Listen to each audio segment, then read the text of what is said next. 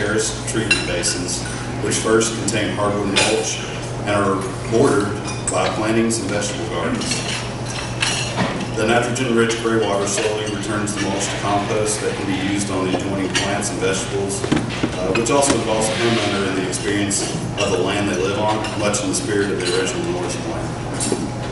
International plumbing codes haven't yet addressed such technology, so it was necessary to gain the blessing of TDEC, the Tennessee Department of Environmental Control, and be granted a variance from the Municipal Water Board in Norris. As a stipulation of the variance, a three-way diversion valve was necessary to gain these approvals. In the event of overburdened treatment basins due to heavy rainfall, the entire contents of the new Norris House wastewater can be diverted to the city sewer system for a time. This system costs in the neighborhood of $14,000, which has been secured through a grant through the Alliance of Women Philanthropists.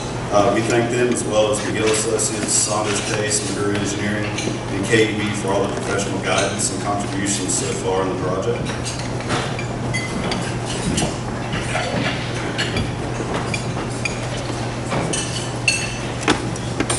The Phase 2 collaboration with Clayton Homes really depended on assembling an integrated project team.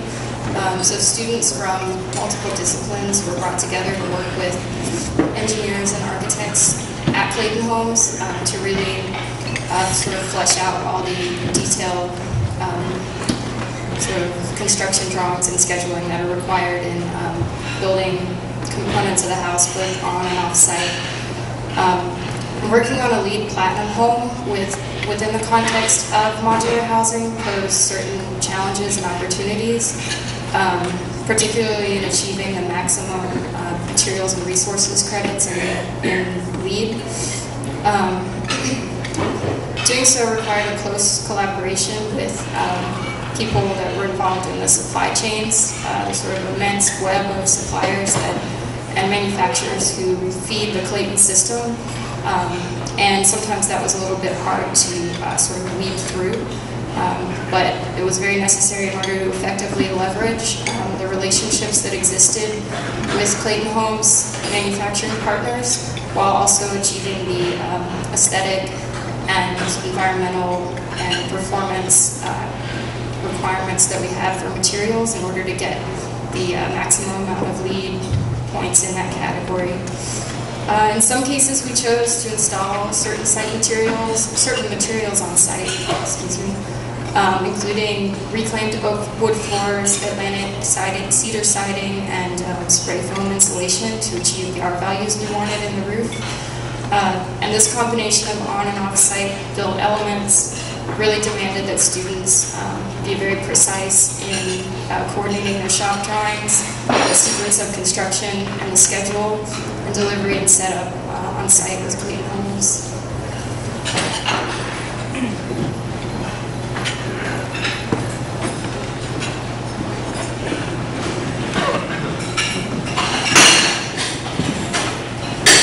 So as we mentioned, we are at LEED Platinum, and as the lead AD on the project team, it's been my role to coordinate the LEED strategy with the team and to identify the appropriate pathway through the LEED for Homes credits and to verify that the criteria for each credit has been met. So we've chose to pursue the performance path, which that through the energy and atmosphere credits and the indoor environmental quality credits require HERS analysis. So we've been actually working with Bruce Glanville, Energy Rater, and Green Rater for the USGBC. We've been working with him to produce a HERS analysis, which sort of takes into consideration all of our energy consuming systems and balances that with all the energy saving strategies and features that come with our materials and the whole formation of the envelope. So right now we're at 61, HERS value 61, which is pretty good. We did some research to identify what kind of a baseline case would be. So a typical spec house built to code, I think we found was a HERS of 100. So we're at 61 there. Our house uses a ductless mini split system for heating and cooling with a high efficiency heat pump. With the mini split, we had 3 zones, so we have room-by-room controls for maximum occupant comfort.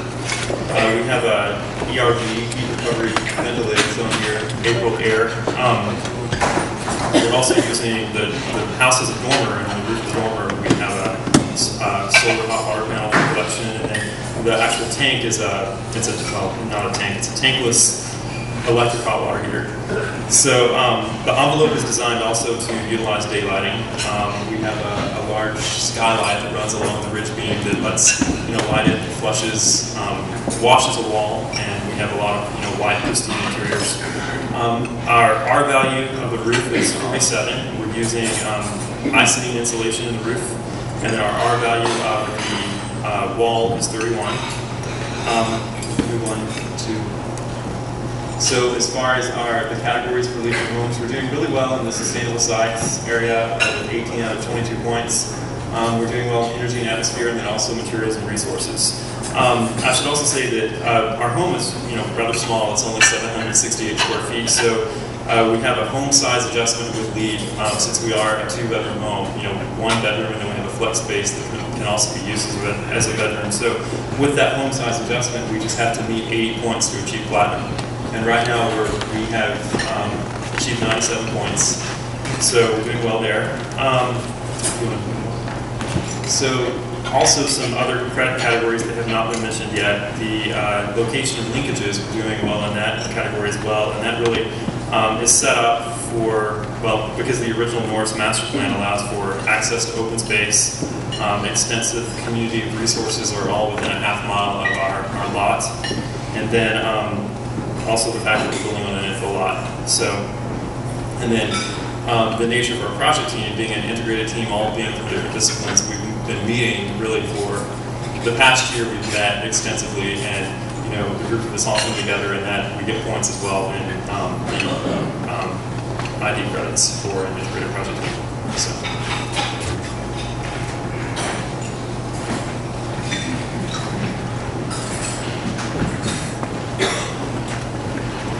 This past semester has been spent heavily developing an ever-changing schedule, which is still changing, and a detailed budget moving forward into the design build phase of the project.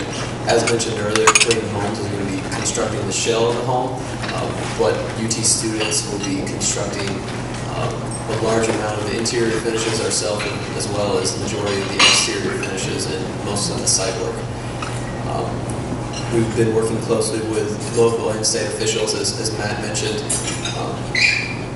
to garner support for the project and also just to handle the web of legal and permitting issues which inevitably come up. Next slide. Oh, you're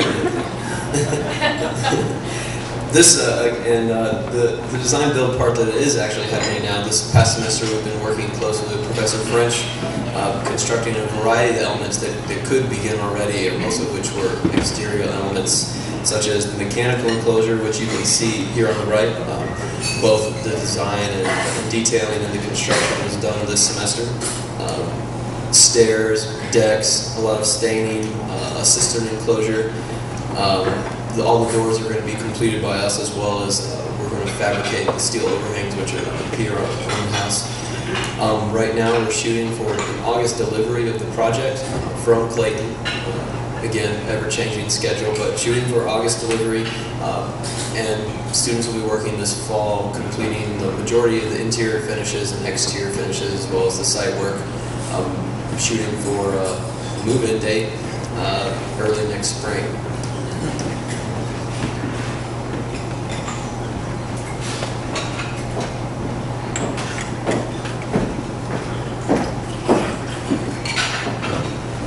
My master's thesis focused on the new Norris House, and although it was about increasing the structural engineer's influence over sustainability by using integrated design teams, I found that the most beneficial aspect of the project was experiencing the design process through an integrated team. I've worked for the lead engineering company for quite some time now, so I really understand the necessity to be able to work well with architects, architects and engineers to be able to work together really well. So I think starting this interdisciplinary collaboration in college really helps the students tremendously, and ultimately the industry as well. Another aspect we are interested beyond simply the quantitative would be the qualitative evaluation, which will be taking place, like I alluded to, there will be a movement period of 2 graduate students, one with a social science background and one with a more hard science background, will be evaluating both the quantitative aspects of energy systems and the way the house is functioning, but also just the way that it is to experience a house in such a historic context, and what is the value of modern infill architecture in such a sensitive place. And hopefully we'll find out an answer, and we're interested to know what it is.